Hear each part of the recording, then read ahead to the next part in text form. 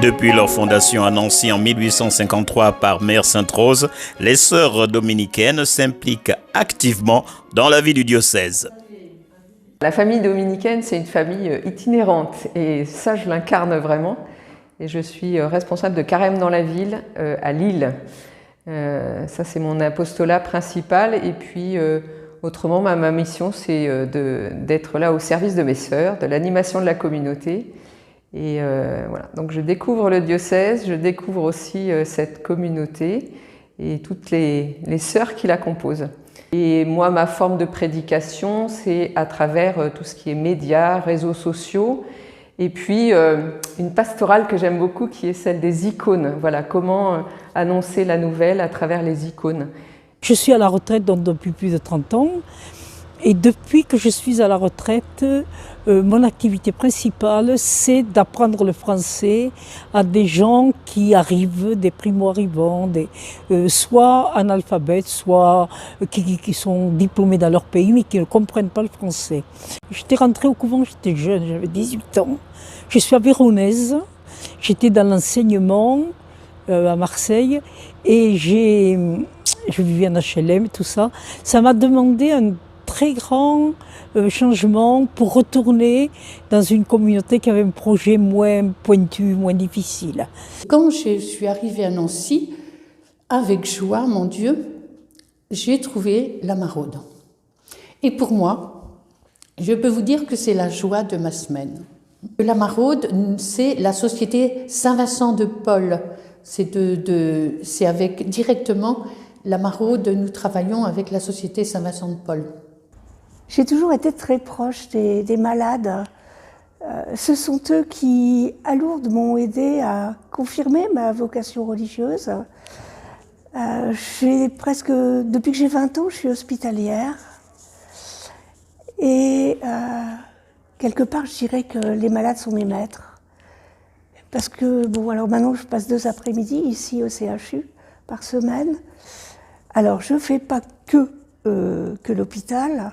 À la demande des besoins de la paroisse, j'ai aussi accepté de faire l'accueil à la maison paroissiale, ainsi que l'accueil à la cathédrale. Alors, sœur Marie-Thaddée, 84 ans. Plus antérieurement, j'étais prof de maths, donc j'ai fait 15 ans de mathématiques et 15 ans d'iconographie. Donc, maintenant, ma vie, mes journées sont pleines de rien, avec un S, des petits riens, mais qui quand même sont indispensables, soit pour mes sœurs, soit pour moi-même, soit pour l'extérieur. Alors, qu'est-ce que sont ces petits riens? Les petits riens, déjà, pour ma santé, je dois marcher 1 à 2 heures par jour. Donc je marche, je rencontre pas mal de personnes, et dans mes rencontres inattendues, c'est quand même fait de plein de joyaux, de personnes en quête, tout comme moi, de Dieu, ou bien en quête d'une oreille pour écouter, ou bien encore en quête de dire leurs soucis, tout simplement de parler parce qu'elles sont seules. Alors, autre rien, j'allais dire, la prière pour les gens, hein, c'est toujours les sœurs font rien puisqu'elles font que prier. Et pourtant, la prière devient encore plus essentielle. Plus on vieillit, plus on est en quête de Dieu, qu'on n'a toujours pas trouvé, parce que plus on le trouve, plus on le cherche. Moi, je suis ce qu'on appelle une vocation adulte. Donc, je suis rentrée dans la vie religieuse. Enfin, Dieu m'a appelée. Il m'a appelée à mon âge, à peu près vers 30 ans. Et je ne connaissais aucune congrégation religieuse, rien du tout. Et moi, je suis journaliste de formation. Donc, mon premier réflexe, ça a été de regarder sur Internet ce qui existait comme famille religieuse. Donc j'ai cherché, je suis allée voir de A comme les Sœurs de l'Assomption à X comme les Xavier. Et entre deux, je suis allée voir une sœur dominicaine. Je ne connaissais pas du tout Saint-Dominique, alors vraiment, c'est pas pour lui que je suis rentrée là, mais c'est pour des femmes que j'ai rencontrées. J'ai rencontré des femmes libres, joyeuses et qui m'ont parlé en vérité. Et ça m'a vraiment, voilà, ça m'a touchée. Et voilà pourquoi j'ai choisi l'ordre dominicain. Après avoir fait pas mal de chemin, parce que j'avais parlé avec un prêtre et je lui avais dit, et il m'avait envoyé que je pensais que le Seigneur m'appelait dans la vie religieuse, il m'avait envoyé voir les carmélites. Et au bout de la deuxième rencontre, j'ai dit non, ça c'est pas pour moi. Je ne peux pas rester enfermée, c'est la vie apostolique qui est pour moi.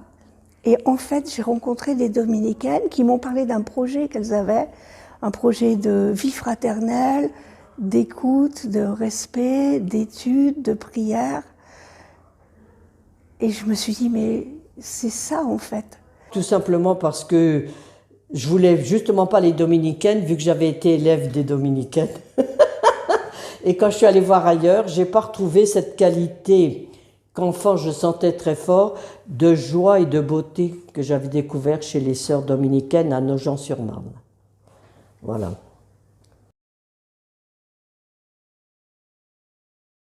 Je trouve que ça nous fait comprendre un peu comment ça peut être difficile des fois de changer de milieu, de changer de pays, de changer de langue. Et moi, ça me rend énormément service dans le milieu où je travaille occasionnellement, parce qu'à mon âge, je devrais être tranquille. Je devrais me préparer à me dire, bon, maintenant, la vie active, c'est autre chose que de faire des choses qui me plaisent, parce qu'on y trouve du plaisir à faire ce qu'on fait. C'est vraiment une très grande joie que de découvrir finalement qu'au travers de ces gens blessés, cassés, parfois perdus, eh bien, le Christ est là. Et dans cette rencontre, on y trouve sa joie. Je ne peux pas dire, moi, tout ce que je reçois, des patients que je rencontre, c'est merveilleux. En fait, je vais vers eux, mais ce sont eux qui me donnent. Ça me permet de rejoindre des gens, des jeunes ou des moins jeunes, et à travers l'art, les icônes, c'est la parole de Dieu en forme et en couleur, leur annoncer cette bonne nouvelle qui, moi, m'habite et qui fait que voilà, je suis heureuse de cette vie dominicaine et de cette vie consacrée.